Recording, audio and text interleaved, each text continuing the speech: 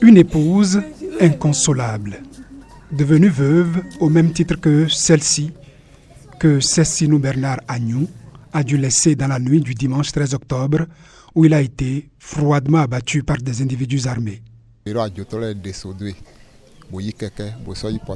Il aurait été fusillé par des malfrats qui ont arraché sa moto et ses téléphones portables. Il est revenu d'une cérémonie, puis est retourné sur une autre de sortie d'enfants où il recevait d'incessants appels téléphoniques. Il a dû revenir à la maison en urgence, puis a déclaré à ses épouses en sortant à nouveau qu'il se rendait à Banigbe. C'est en chemin pour Banigbe qu'il a donc été abattu.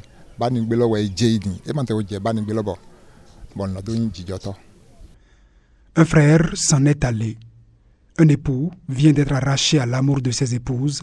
Le chef du village d'Itakpako, dans la commune d'Ifanyi, vient d'être assassiné.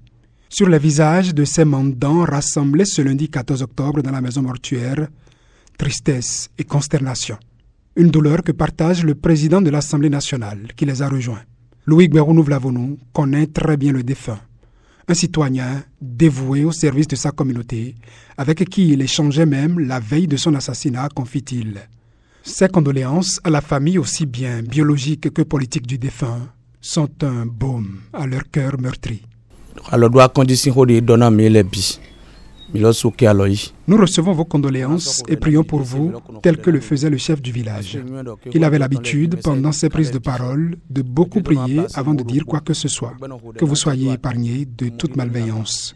Vous serez pour nous un père, tel que vous l'êtes pour le défunt, pour tout le village d'Itakpako, la commune d'Ifanyi, et pour tout le Bénin. Que Dieu vous élève davantage. Nous vous remercions. Un chef de village assassiné. Si des individus traitent ainsi un bois vert, qu'en serait-il du bois sec, les citoyens lambda? À l'approche des fêtes de fin d'année, le président de l'Assemblée nationale exhorte plus que jamais à la vigilance. Nous sommes venus pour rassurer la population, non seulement la population d'Itakpako, d'Ifanyi ou bien du plateau, mais de tout le Bénin entier. Parce qu'à l'approche aujourd'hui des fêtes de fin d'année, Noël s'approche, 1er janvier s'approche, l'Épiphanie s'approche. L'ensemble de toutes ces fêtes-là donne l'occasion aux malfrats de commencer par taper fort. Et notre responsabilité est de rassurer la population, en commençant par les encouragements aux éléments de la police républicaine, qui fait un travail formidable. Nous avons appris, lorsque le coup a eu lieu, comment la police républicaine a fait tous les efforts possibles pour retrouver les intéressés, mais étant à la limite de la frontière, et ils n'ont pas pu mettre la main sur l'intéressé. La veille doit être assurée aussi bien par les forces de sécurité que par tous les citoyens. Les renseignements sont une matière première pour aider la police à assurer la sécurité de tous, martèle le président Louis Gbérounou Vlavonou. Le message que nous sommes venus porter à l'occasion de cet événement, c'est de renseigner les forces de l'ordre.